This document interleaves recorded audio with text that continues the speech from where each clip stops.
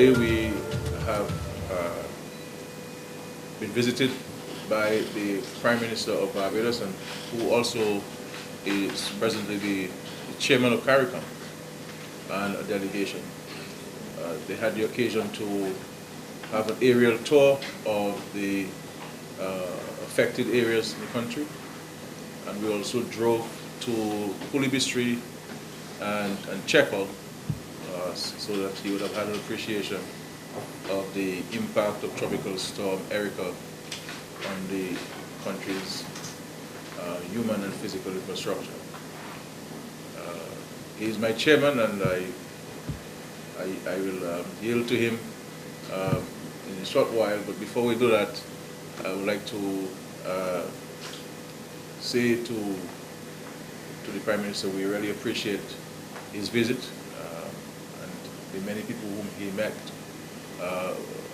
were also very appreciative of his visit there. And you know, one's presence during those times is a source of inspiration and strength, and it brings consolation to those who have been directly impacted by the storm.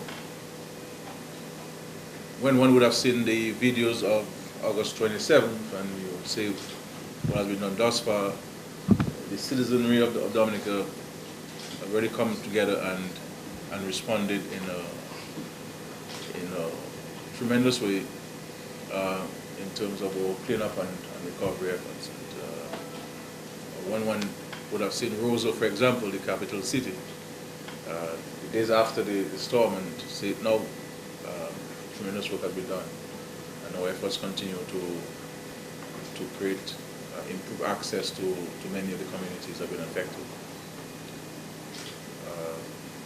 So I'd like to first of all invite the Secretary General, who has been here with us for the whole week. He came in last week Thursday, and he's been here with us, assisting us and guiding us and providing logistical support to us, coordinating a number of events on our behalf and with us. So he's been exceptionally helpful in that process. And we also have the French ambassador, who's making his second visit here to Dominica, the French Republic itself, and of course the Department of Guadeloupe and Martinique, the regional councils of those two departments have been exceptionally helpful. And, we appreciate that solidarity that has been expressed by the French Republic and also the regional councils of Martinique and Guadeloupe. I'd like to pass on to the SG, and then we shall invite, he will invite the Prime Minister to. I'm trying to project my voice.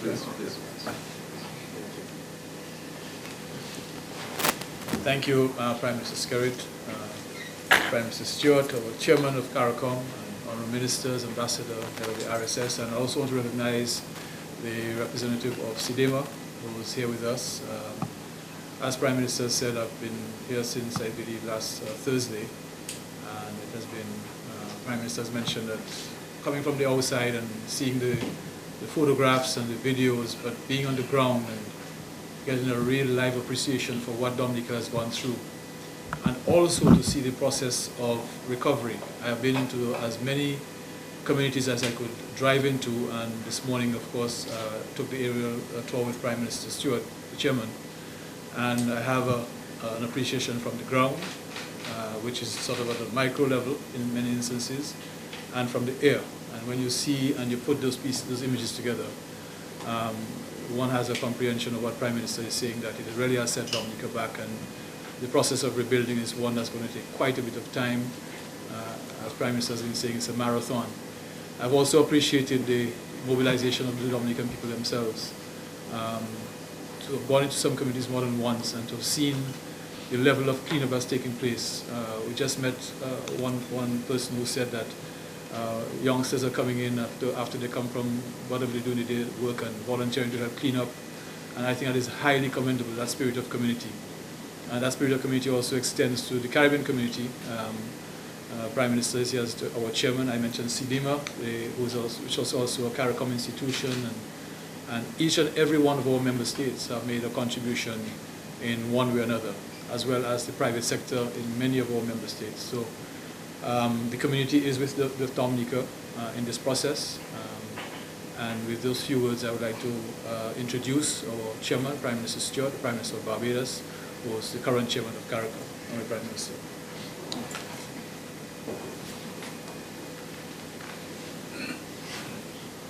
Thank you very much, Secretary General, Honorable Prime Minister Dominica, Minister,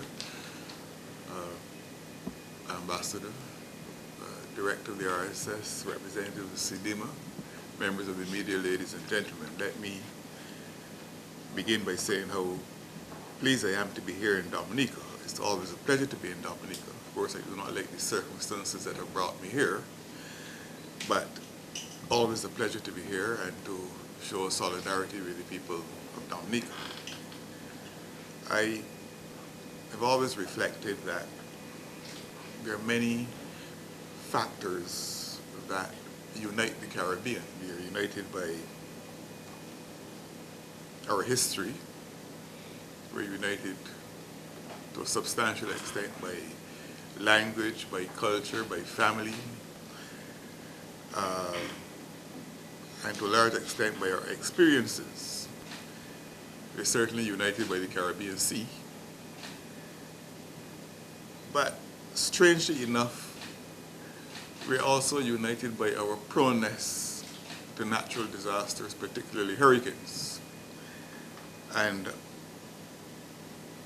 on this occasion, of course, the tropical storm which Dominica experienced on the 26th of last month has brought us together once again as a regional unit, as a people.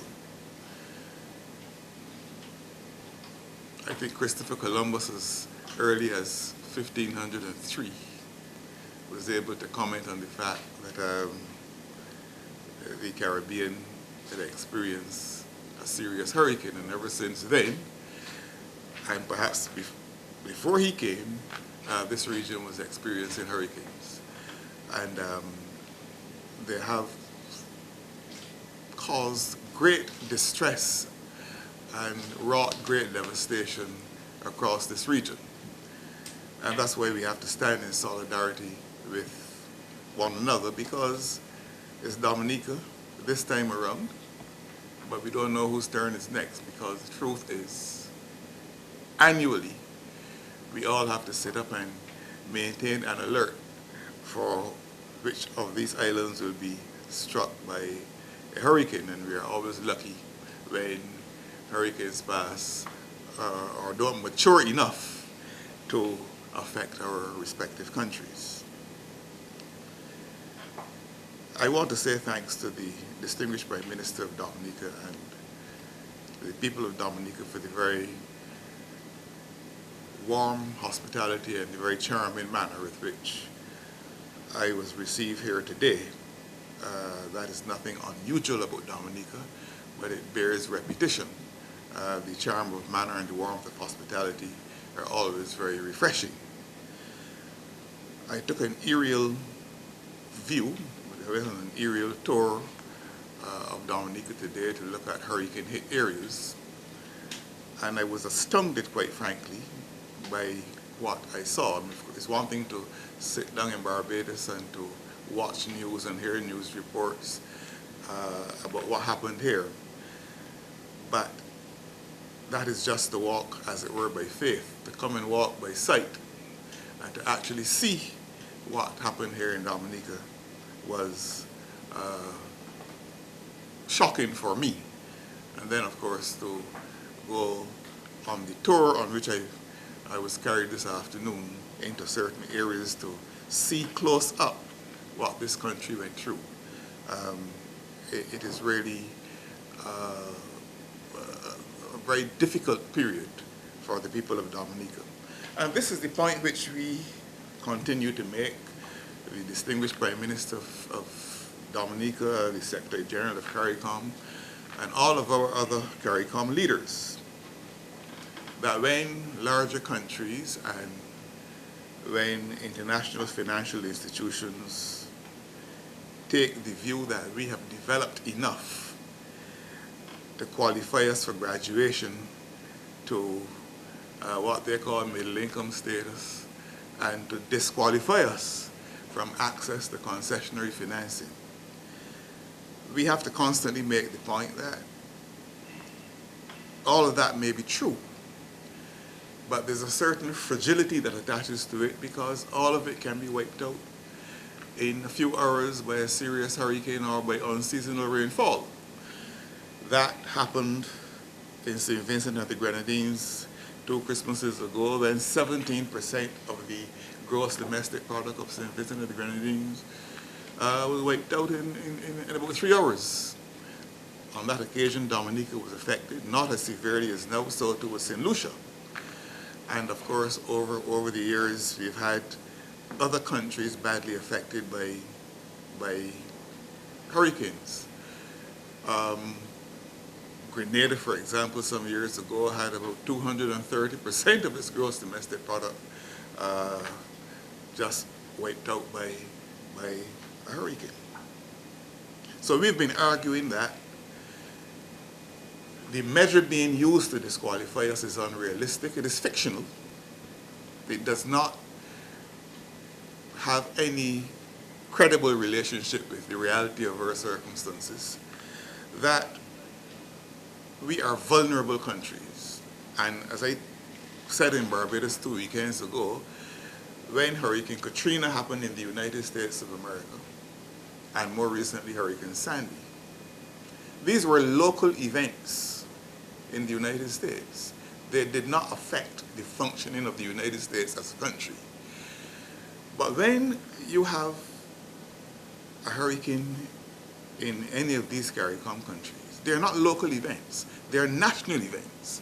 They affect every aspect of life across the country. And they force governments to go back to the drawing board in terms of their priorities, how they're going to spend, how they have to budget, and so on. So we cannot take these situations lightly.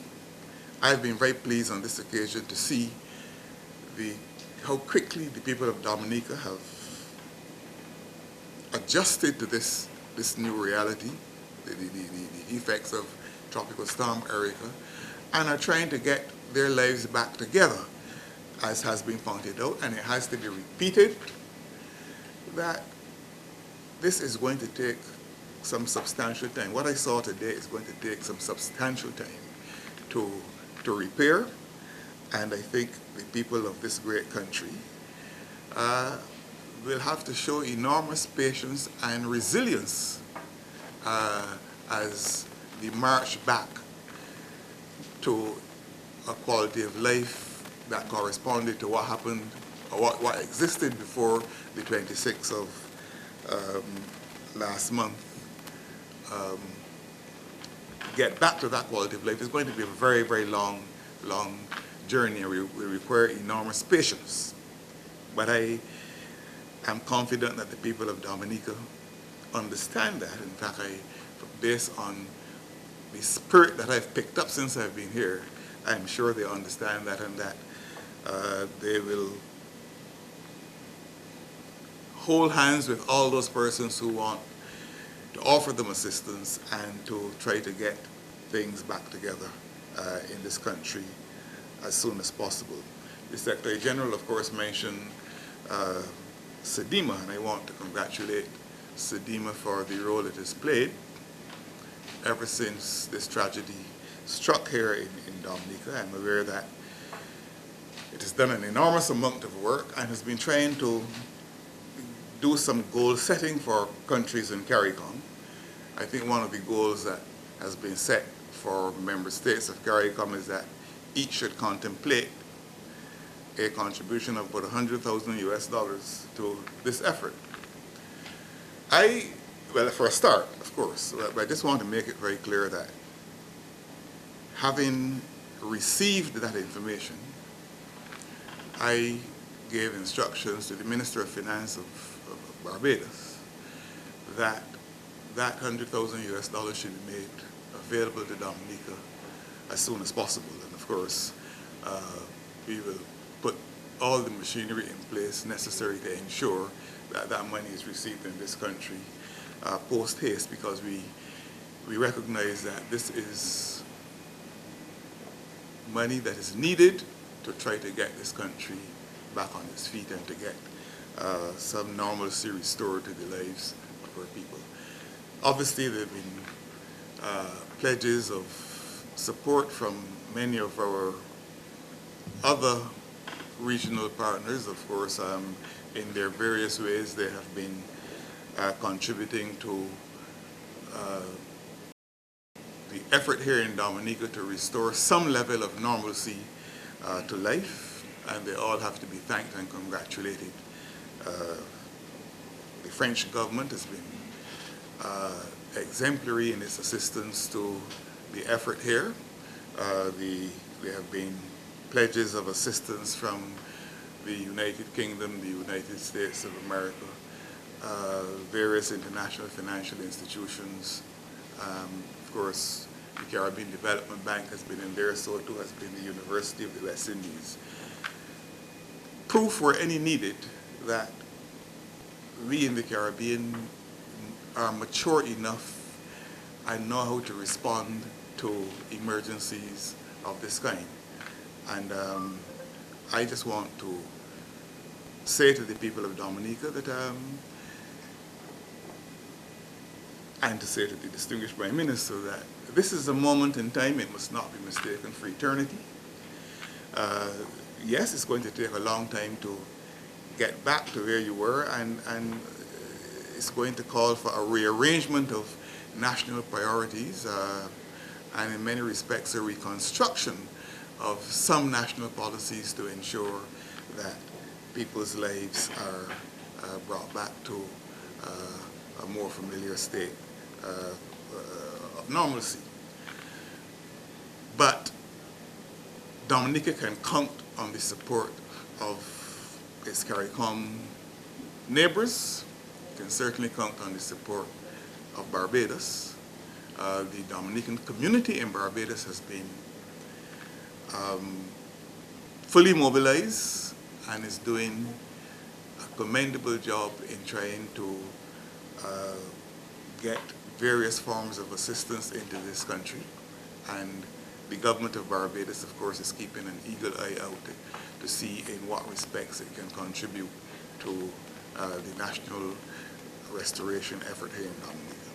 So I had to come to say it in my capacity as chairman of CARICOM, but I also had to say it in my capacity as Prime Minister of Barbados. And I have come, I have seen, and I can go back with a very clear message, not only to the cabinet of Barbados and to the people of Barbados, but as chairman of CARICOM, a very clear message to all other member states that this is an emergency and we must treat it as such and do all that we can in as short time as possible to ensure that Dominica benefits from our best efforts.